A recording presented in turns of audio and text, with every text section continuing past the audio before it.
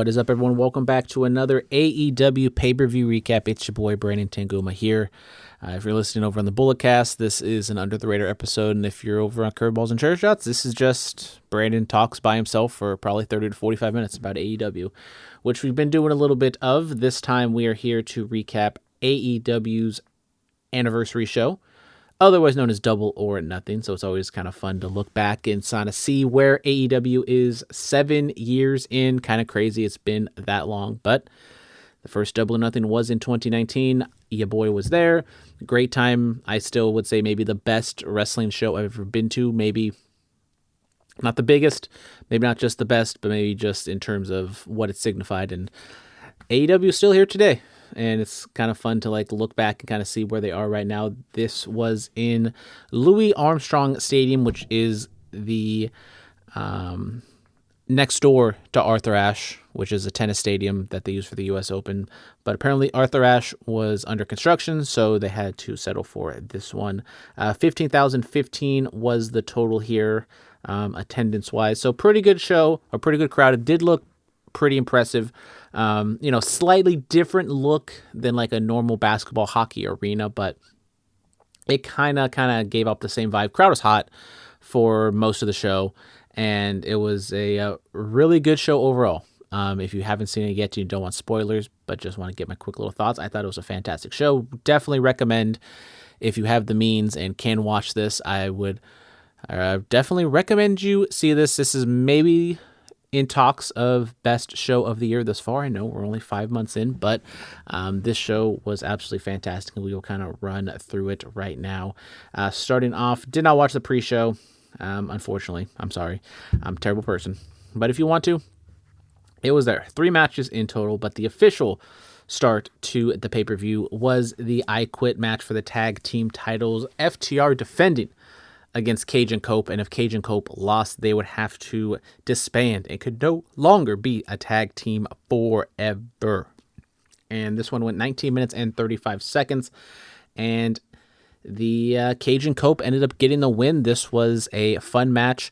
It was not overly gory. It was not too bad in that sense, because you see a hardcore style match in AEW, we're going to expect the worst. Maybe it's just because of the people involved. Christian and Copeland aren't in that prove-it point in their career anymore, so they're kind of set and willing to do some things, but aren't going to go balls to the wall like the Swerve, Hangman, MJF, Briscoe, Tommaso Ciampa we saw in Dynamite. The Tommaso Ciampa Briscoe match was way bloodier and way gorier and all over the place more than this one was, but apparently that also may have to do with limitations. I don't know if it was put on by the stadium or just put on by the commission or whatever the case may be, because I guess there was an order for no blood and no brawling in the crowd, and none of that happened in this match, as well as in the Stadium Stampede match, which was crazy and all over the place, but did not have any brawling in the crowd or any blood as well. But we will definitely get to that match once we cover it, because I had some thoughts about it. But a good show, a good match, hot way to start the crowd off. We did get a Spike appearance, which is the 2x4 with a bunch of nails in it. Beth Phoenix, or just Beth Copeland, came out to make the save and kind of offset Stokely. We did not get any blood, but we did get a flaming table spot as Cash Wheeler speared Stokely through the table. Beth was able to get out of the way and pulled Stokely in front of Cash for them to do that spot. Stokely was completely covered. He had his full sweatsuit on, so I would assume he had some sort of fire gimmick underneath that to protect. And Cash took the bump as well, but he definitely kind of leaned on Stokely to take a majority of that of the heat, brother. And then after that, Cage and Copeland both put on a submission on Dax. Cope took Spike and put Dax kind of in a crossface, while Cage had Dax in a scorpion deathlock, and then he uttered the words "I quit." So Cage and Cope are the new AEW Tag Team Champions. Looks as though they're probably teasing either a match with Cage and Copeland against the Young Bucks or a 3-way a TLC match, maybe at All In July. Or is that August? I think it's in August. So, on the horizon, that's coming up. A lot of talk about FTR and their future, with apparently their option coming up due, and I don't see them leaving AEW whatsoever. I mean, you look at the state of WWE's tag team division, and why would FTR want to go there? Like, if they are in the mode of get me paid, I want to get the biggest contract possible, maybe WWE is that place. But even at this point, we're seeing a lot of people get released, and it looks like TKO is trying to cut budget and trying to cut corners anywhere they can to save as much as possible. And so I would not be shocked if AEW actually gives FTR a better offer overall, and just kind of giving them a, not a hometown discount, but just a appreciation for what they've been able to do, because FTR, since being in AEW, they have been one of the linchpins of this company, because they have put on fantastic matches, both on pay-per-view and on television. Character work, I think they've been fantastic. Just overall, FTR is probably one of the top acts in AEW, and I see no reason for them to jump ship back to WWE.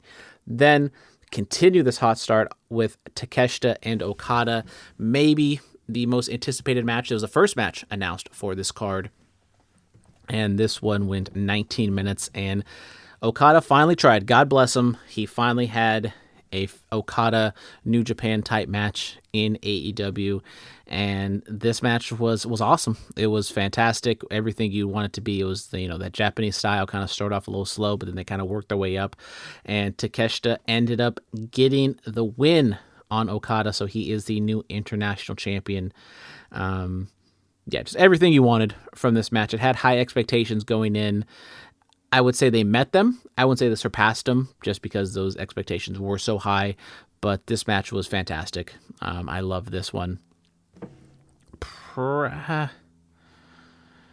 mean, this show was so great. It's kind of hard for me to say it was the best match of the night, but I probably would say it was. I would say this one, just off rip, this, Swerve and Bandito, and then the main event of MJF and Darby Allin are probably my three top matches. But pretty much every match on this card I thought delivered for what it's supposed to be, except for one. Well, the match still delivered what it was supposed to be, but I just didn't like what they were doing.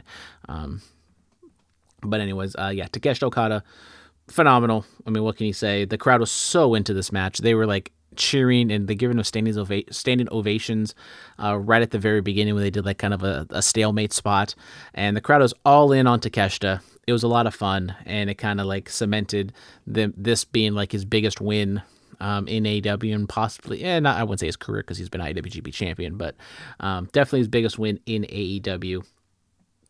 And then after the fact, there was some tension, because Don Callis was on commentary, and Takeshita kind of told Don Callis to fuck off. But Callis comes out, and everything seems to be cool. Takeshita is still kind of aligned with the Don Callis family. But then we get the return of Kyle Fletcher. Kyle Fletcher comes back in a suit, looking nice. There's been photos of him backstage with a beard and long hair, but that has been debunked, or at least been shaved off, because Kyle Fletcher basically came back in the same look he was in beforehand. And he comes out, he kind of looks off the Don Callis family, looks off Takeshita, or looks off Okada, and he hugs Takeshita. And then right after that, takes him to then he clotheslines him and attacks him. So it was all a swerve, bro. And Kyle Fletcher continues to be heel. He can't really turn heel, because he was a heel when he left. But he joins back up with the Don Callis family, turns on Takeshita. But there was a point where Okada and Fletcher both went for the international championship, and Okada kind of, laid off a little bit, gave the title to Fletcher. So there's still tension between Fletcher and Okada. So it looks as though maybe we're going to get a triple threat match at All In, or, there's still Forbidden Door, but that's kind of a, hodgepodge of random, mixed matches of AEW and New Japan and CMLL and Stardom people all wrestling each other. So it's kind of hard to kind of gauge where all these things are going, because these matches are going to take place eventually. You just don't know on what show. But yeah, it looks as though we will be getting Takeshita, Okada, and Fletcher later down the line. And I wasn't a big fan of the swerve just because you kind of saw it coming, and it's just another swerve in AEW and just in wrestling in general, to where it doesn't really, they could say like, oh, we need to cut back on the swerves. Just have Fletcher come out there and attack Takeshita. Like, it's the same thing. You get the same reaction, you get the same everything out of it without it being like so overdone and so cliche. But I love the beginning of the match. I love the match itself. The aftermath of it wasn't the biggest fan of. Then, kind of giving the fans a moment to catch their breath as we get an Owen Hart Cup match between Athena and Mina Shirakawa. This one goes 11 minutes. Athena gets the win. It was perfectly fine for what it was. Like I said, kind of like a come down match, kind of after the first two. Just kind of, good action. Crowd was not really dead for it, but they just weren't as alive as they were in the other two matches. Athena gets the win over Shirakawa, so she advances. Perfectly fine. Nothing really to say here in terms of, a story or anything like that. As you guys know, I feel like Athena is very underrated in more ways than one, respectfully. But I can't get excited about her being on AEW television because we've seen this so many times. She's the ROH champion, forever ROH champion. They compared her to Bruno Sammartino, which I get where they're coming from that, but Bruno Sammartino wasn't like on the third-rate show of the WWF. He was in the WWF. He was the top guy in the top company, and that's just not what Athena is. She's in ROH, just kind of beating up on people who just always lose in AEW anyways. And I would love for Athena to get her shot and be like a focal point. I'm not saying she has to be the world champion for 3 years in AEW, but she can, make her be something in AEW, but they just continue to pull her up for a little bit, have her do a match or two, and then loses and then just leaves. And I feel like that we're going to see that again with Athena, unfortunately. So I'm keeping my expectations low, and I'm not going to get all excited that they're going to, give her the Owen Hart Cup and she's going to face Tekla at All In and all this other good fun stuff. No, I just think she's there to get a win or two, add some credibility, add a name to the tournament, but in the end of the day, she's just going to lose because that's kind of what she always does. Then we get the Continental Championship match between Jon Moxley and Kyle O'Reilly. This one was booked from Dynamite after O'Reilly and Moxley went the full 20 minutes. And this one had no time limit, but they technically didn't need that stip because it did still go under 20 minutes as Moxley defeated Kyle O'Reilly by submission in 18 minutes, 45 seconds. Won by submission, I believe, with an ankle lock. And I thought this match was really fun. Jon Moxley has just been phenomenal, I think. There's some animosity towards the Death Riders when Moxley was the champion and he was having these matches, at the end of these cards where there's like these Will Ospreay matches and Kenny Omega matches and whatever. And then like Moxley comes out there and then he has these kind of like brawls and it's just kind of lets the air out the crowd and the crowd's already tired and it's not exactly exciting. But I think Moxley's had a run of really good matches on pay-per-view, and he's also had some really good matches on television as well. So I don't know if it's just him being reinvigorated, him kind of coming down the card a little bit, kind of elevates whatever. I don't know what the reason is behind it, but I just think Jon Moxley has been really good like the last 6 to 8 months on AEW, and he's kind of found his lane as like the leader of the Death Riders, and I really am enjoying the story with him and Will Ospreay. I think it's going... Oh, hold on. Let me just check real quick on the bracket one time real quick. Yeah, Jon Moxley's not in the tournament, but I would assume we might get some sort of Jon Moxley, Will Ospreay match maybe before All In or even after All In. So, they're planting the seeds of Ospreay. We're not planting the seeds, but they're just, having Moxley kind of like teach Will Ospreay and kind of show him the way. And then eventually I think that's going to lead to another match and there's going to be respect, but a lot of intensity in the match. And I think it's going to be a lot of fun. So yeah, Moxley wins, keeps championship. Nothing. It was kind of a good match for the sake of having a good match, but I thought it was a good match. Then, speaking of Will Ospreay, we had his match against Samoa Joe in the Owen Hart Cup quarterfinal, and this match was a lot of fun. I think, Will comes out, House of Fire coming out against Samoa Joe. They told a good story, a little bit of a story going into the Cup, into the match where Samoa Joe was kind of trying to recruit Ospreay, but Ospreay rejected. But they didn't go too heavy in that direction of Ospreay rejecting the ops. It was more just Ospreay chose the Death Riders while the ops were kind of wanting Ospreay to join the ops. So,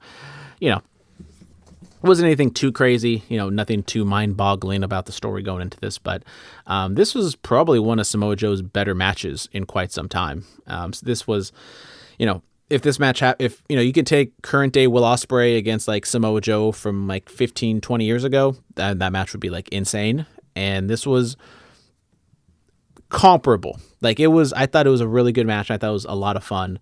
And Ospreay and Samoa Joe worked really well together. I think this was the first time ever they've wrestled, and they had great chemistry. Ospreay ended up getting the win after hitting a hidden blade, I believe 2 hidden blades on Samoa Joe, and he gets the win and advances to the semifinals. Just another really good match from Will Ospreay on this card. And Samoa Joe, I thought, was a pleasant surprise because, he's getting older now. He was great for his time. He was great back in his day, but he's getting older now. He's, got that weight on. He's got that weight. You wonder how long he can keep up, but God bless him. This was a great showing, I thought, from Samoa Joe on this in this match. Then the other Owen Hart Cup match was Swerve Strickland and Bandito. This one went 15 minutes, 20 seconds. I already told you this is in my running for best match of the night.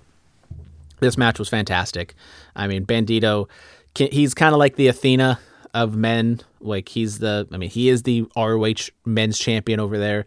But he gets a lot more shine. He's had his run with the tag titles. He was with Brody King and stuff. So he's definitely more protected and more of a focal point on AEW than Athena is. But Bandito is super talented, and I feel like he can be utilized more in AEW. But, kind of the language barrier probably doesn't help a lot, but when he's in these types of matches and these showcase matches, it delivers. He had the match at Revolution with Andrade, which I thought was fantastic, and I thought this match with Swerve was great. Maybe the spot of the night was Swerve standing on top of Bandito's shoulders, and then he hits a house call, and not just he stood on his shoulders for a second and then go. He stood on his shoulders for 3 to 4 seconds, held it, and then hit a house call. Just really, really great stuff here. Swerve, him turning heel is kind of, it's tough because AEW has a heel problem because there's not a lot of top heels, but then Swerve is just so popular that it's tough for people to boo him. But I think he's doing a good job. And if you put him against people like Bandito, like a Will Ospreay, which I would assume is going to be the finals for the Owen Hart Cup, if you put him against baby faces that the crowd likes, you're more likely to get a maybe 80-20, 95-5 reaction. Well, maybe not 95-5, that's probably too much, but getting a majority of people getting behind the baby faces. And Swerve and Bandito were great. I'm recording this a couple days after Double or Nothing, so my recollection on every single spot is a little fuzzy. Sorry, had some things come up to where I was not able to kind of record right after the show, but I thought this match was phenomenal and in the running for best match of the night. But probably, if I'm taking a bet, I probably would still say Takeshita and Okada. Moving on to the Owen Hart tournament, just kind of looking ahead. Like I said, I think it's Ospreay and Swerve is going to be the main event or the finals for that one, which I'm super excited for because it will be in San Jose at Forbidden Door, so I will be in attendance for that match, and I think that match is going to be just insane. The intensity, they'll probably have some angles and a story going into the match beforehand, so that match is going to be very exciting. Don't know when we're going to have these matches, but we're going to have Mark Davis and Jungle Jack Perry, as well as Claudio Castagnoli and Brody King. I would assume Brody King beats Claudio to set up Swerve and Brody, to where Brody can kind of try to avenge Bandito, but I don't think he will.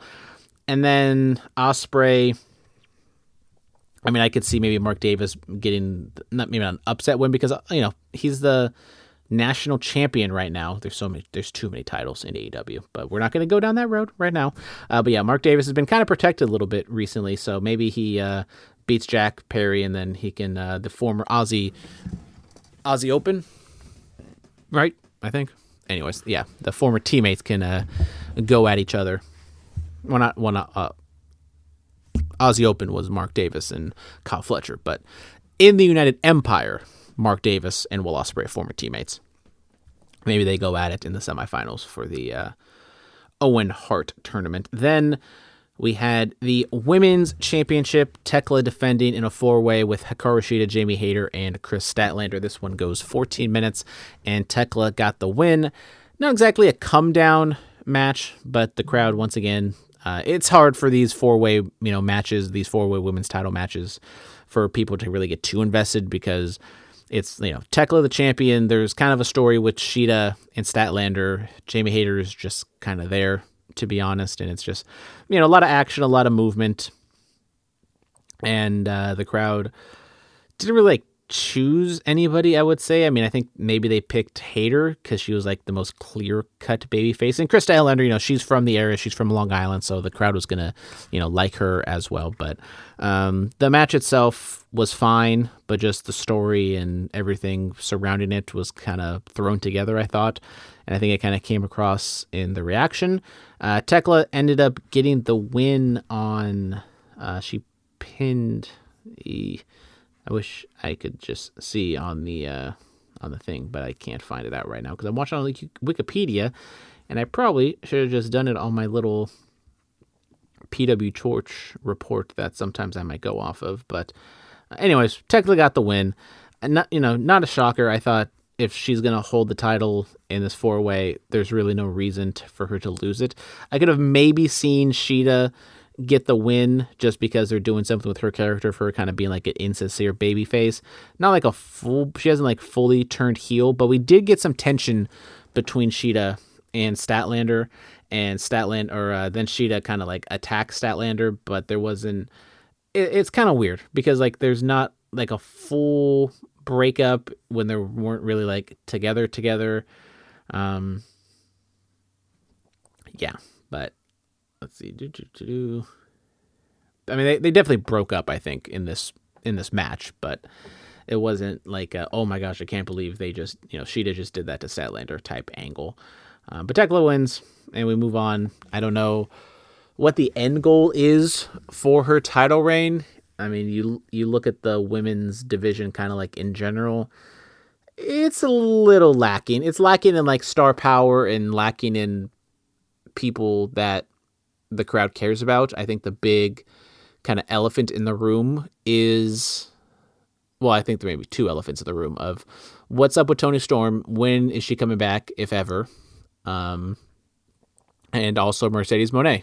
She has not been there since, I believe, All In. Has it been that long? But yeah, so Mercedes has been gone a long time. No real hints, no real talks about her. And I think if you were to bring her back as a babyface going up against Tekla, I think that match would be phenomenal. We do have a wild card in play on the women's side to replace Willow Nightingale, but I wouldn't think, I mean, they could do it, but then it's also like the person who wins this tournament is supposed to go on to face the champion at All In. So she, Mercedes is such a big name that I don't think they would just do that on a whim. If her coming in, it should be planned out. I don't think she would come in to fill the void of Willow Nightingale than just to win the movie. But we'll have to see exactly what they're going to do with that wild card. Then we had the Stadium Stampede match, longest match of the show, 31 minutes and 15 seconds. The largest Stadium Stampede match ever, 7-on-7. Jericho, Bobby Lashley, Shelton Benjamin, Kenny Omega, Jack Perry, Matt Jackson, Nick Jackson, along with MVP, taking on Ricochet, Bishop Kong, Toa Leona, Mark Davis, Andrade, Clark Connors, and David Finlay. I despise this match. As much as I loved everything else on the show, I hated this match. I thought this match went on forever. It's like the best and worst I thought of AEW was on display on this show, which the main event, great. Swerve, Bandito, Takeshita, Okada, just the actual regular wrestling was phenomenal, was great. Whatever adjective you want to use, insert it for this show. One of the best shows in a while, best shows of the year. But when AEW does this funny ha-ha bullshit, which unfortunately a lot of people in this match have been associated with, the Elite, Jericho, I just don't like it. I mean, it's just one spot after another of like, oh, that's cute. Isn't this fun? It's like coincidence after coincidence, just kind of like shining a light on how fake everything is. And like, I know this is kind of a philosophical thing probably of just like, obviously it's fake, so who cares if we're making it seem like it's fake? But I think wrestling is so much better when you're not showcasing how fake it is. And I don't know why they the dynamic, the stark difference between this match and the main event, which I can just jump into, Darby Allin, MJF in the World Championship. Like, the vibe and the feel, for me personally, I loved Darby Allin MJF so much because it's this babyface, underdog babyface, going up against this jerk heel. You have this big stipulation, title versus hair. The crowd is going crazy. They want to see MJF, get shaved bald, but MJF's selling it. He's going crazy. He doesn't want his hair to be shaved. And Darby Allin's just fighting back, being persistent, and MJF's being the scumbag, and the crowd's behind Darby and booing MJF. And it's like, yeah, we all know it's fake, but just the story and everything, everyone gets wrapped up in it, and they tell a cohesive, relatable, real story in this make-believe world that works in wrestling. But then you get bullshit like the Stadium Stampede stuff where you have Jericho opening up a door and you get Luther, who's not really associated with Jericho, but we all know, well, a lot of people will know that like they're actual real life friends that go way, way back from Canada. He shows up, gives Jericho this comically large tennis racket and starts beating up Ricochet. We have a food fight with Satnam Singh in catering, which I thought we left that back in the day. I thought we left that back once Vince McMahon was done, running WWE, but apparently not. We're still getting that dumb shit. We had Jack Perry try to murder Mark Davis by trying to run him over with the truck. What else? There's a bunch of things. We had Jericho's suplex, I believe it was Ricochet, on a bunch of tennis balls, and obviously tennis balls, if you to fall on some tennis balls with your back, it's not gonna feel great, but it's not gonna kill you. They were making this seem like thumbtacks or glass or whatever, and it's okay, we get it, you're in a tennis stadium and we're doing these tennis ball spots, but no, I did not like it. It was 30 minutes. It was a half hour. The show was long. Didn't feel that long. In total, I think it was maybe a little over 4 hours. So if we cut 10 minutes off of this, it would have been under 4 hours.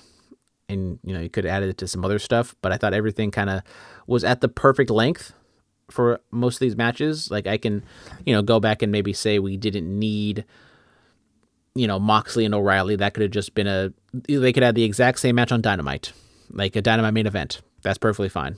But, everything else kind of had its moments. You could have maybe said the Owen Hart Cup matches didn't Athena and Mina didn't need to be on it, but you want to add more women's matches. You don't just have the one title match and that's it. So understandably, pretty much this entire card from start to finish, made sense. But, yeah, I was not a fan of Stadium Stampede, if that wasn't clear enough. So let's just move on to the main event, because I did love the main event. Already kind of set it up with Darby Allin, MJF, title versus hair. Crowd was hot for this one. Crowd was hot for pretty much everything on the show. There was, even though it was late, 11:30 plus over there in New York, they were still into everything. Maybe it's because it's more Memorial Day weekend, so they knew they had the day off tomorrow and they rested up, or whatever the case may be, a little more lubricated. Great match. I mean, they started off with a scary looking bump. I mean, Darby goes for a suicide dive, but he goes between the bottom and second rope, and he kind of clipped his heels, and MJF sidestepped Darby, and Darby kind of landed. He like tucked himself, and so he kind of like landed on the upper back of his head, and so he kind of like it was nasty. I know AEW posted it on their TikTok, and they probably posted it on their social medias as well, so you can find the spot. Almost ended the match right before it started, but Darby's a fucking psychopath, and he was able to continue on, and they just keep going back and forth. Typical kind of Darby Allin match where he's just kind of fighting from underneath, trying to go after MJF. They did another spot where Darby put MJF on a table. Darby did a coffin drop through the table on a scaffolding, which they had the entrance was all scaffolding. And I thought they did a good job because, they kind of had a minimum set, but it had a good look to it, without it being like looking cheap. And I thought they kind of towed that line perfectly of kind of minimal, but also being effective. But anyways, they had like a full scaffolding kind of set up at the as the ring entrance. So Darby climbed that up. It was maybe like 20 feet. Coffin drop. Landed fine. But then something happened to where he like hit the back of his head on the table. It was elevated on a platform, so maybe he hit it on that. But Darby immediately like went to the back of his head, started rolling around, and he comes out, and he was bleeding from the back of his head. So that was a tough look. Obviously incidental, but kind of those are the two big spots from Darby in terms of like danger, and both of them were kind of like freak accidents. But that's kind of the thing. You try to tell Darby to be safe, and in theory he's safe, but just for whatever reason, something happens to where he kind of hurts himself. But the crowd was into this. They love chanting for Darby. They really want to see MJF get his head shaved, but unfortunately, MJF hit a super pile driver off the top rope and hit Darby with the headlock takeover for the pinfall win. So that's kind of been a theme of this feud. All three times this match is taken place, the winner wins with a headlock takeover. They did do one kind of cute spot in the middle where they did the trading of pinfalls back and forth. They did it seemed like at least like a minute to 90 seconds. It went on for a long time. That was one of the ones like, maybe could have trimmed the fat on that one a tad bit, but it only went 23 minutes, 10 seconds. Some of these MJF main event matches are kind of epic in length, and right after the Stadium Stampede, you thought maybe that one was going to go like 30, 40 minutes, but it didn't. And I think that probably aided the match, because if this match went an extra 15, it probably would have dragged. It probably would have, taken the life out of the crowd a little bit. But it was a good, solid, not sprint of a match because it still went over 20 minutes, but it was an effective 23 minutes, I thought. And MJF getting the win, so he, continues, he gets his title back. But I think you need to look at that crowd reaction, and MJF has to realize that one of these days he needs to shave his head, because the crowd was so into it. They were so hot for it. And hopefully it's not like a Kurt Angle situation to where you kind of see the writing on the wall and then he shaves it. But if they were like, I was saying before this match that I could see them do it because the crowd was so into it, and Darby's been clicking on television, but they didn't. They, went back to MJF, which was kind of what you thought was going to happen, but just a little, devil on your shoulder thinking like, maybe they switch it up here to fool the audience, but that did not happen. So it kind of sets the table for MJF and Ospreay at All In. No complaints about it, but I think you do need to kind of fire MJF back up. And he's kind of Teflon in that sense, to where he's not going to, get cold or anything like that. But it can run a little stale, I can say at times. Or just kind of, I wouldn't say stale, maybe like repetitive. Like how Roman Reigns is a champion on Raw, and they're just kind of running the bloodline back. You don't want to do the same thing with MJF. But after the match, MJF kind of taunted and was going after Darby a little bit, but then Kevin Knight ended up making the save for Darby, and then they put Darby on a stretcher. and MJF goes up the ramp, soaking in, cheering, kind of celebrating his win. And then Kevin Knight jumps up on the turnbuckle and hits Darby with a double stomp, I think, or something. He jumps off the top rope and hits Darby, who was stretchered and strapped down on the gurney. And that was the end of the show. A Kevin Knight heel turn to end Double or Nothing 2026. Once again, another swerve, bro. Didn't like it. Also doesn't make a lot of sense. Like, why did Kevin Knight come out to save, quote unquote, Darby Allin just to then attack him right away? Not a surprise this happened either, because if you've been paying attention and listening to us on the Bulletcast doing the weekly recaps of Dynamite, I've been saying, like, it looks as though they're poised to turn Kevin Knight heel, just by the way he's been acting and kind of the tension between him and Speedball. So this was not a shock, but it was the execution of it I thought was kind of meh.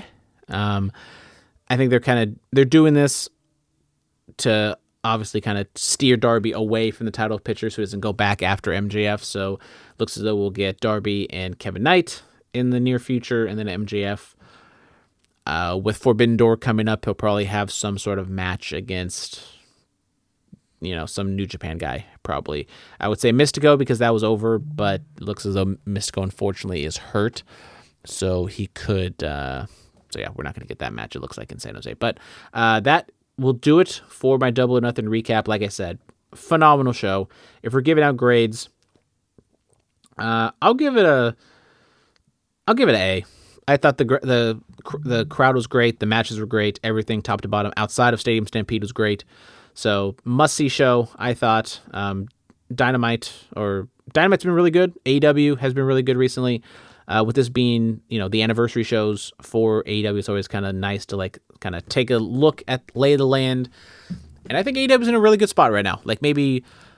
Financially wise, I think they're fine. But, you'll look at the crowds and maybe they're not drawing as big of crowds as they were at the very beginning of the AEW experience of going to a bunch of NBA and NHL arenas and stuff. But I think they're in a good spot.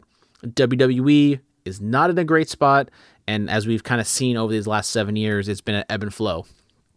AEW does better when WWE is on the decline. WWE does a lot better when AEW is on the decline. So if we could ever get kind of that Monday Night War peak, 97 of both companies really firing on all cylinders, that'd be fantastic. But it does seem as though AEW does better when WWE is a little lacking. Now, is that coincidence? Maybe, maybe not. I don't know. But it's just kind of an observation I'm making right now that WWE is kind of, taking a step back after the hot year and a half, 2 years they've had. I think AEW is kind of, clicking a little bit. And we'll see how it kind of culminates at All In a couple months. But yeah, that'll do it for me for today. Thank you guys very much for tuning in. Make sure to subscribe. Follow us on social media, wherever you may be, whether this is Bulletcast or Curveballs and Chair Shots. You know where to find us. All the links will be in the description of said podcast. We will drop a new episode for the Bulletcast coming up later this week. Curveballs and Chair Shots this weekend. Love y'all. Until next time, big hugs, tiny kisses. Goodbye, good night, and bang it.